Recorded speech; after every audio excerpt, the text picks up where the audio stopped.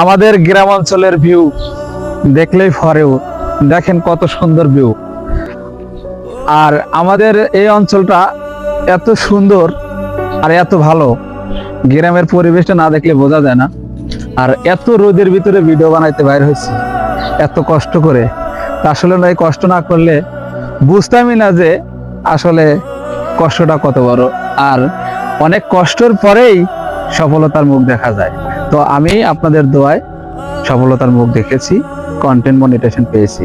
সবাই বলে নাকি কন্টেন্ট মনিটাইজেশন স্বর্ণের হরিণ, জানি না কতটুকু কথা কে বলেছে, তবে সবার শখে শখে নিজের আশায় চেষ্টা করতেছি। বাকিটা আপনারা পাশে থাকবেন, তাহলেই সম্ভব।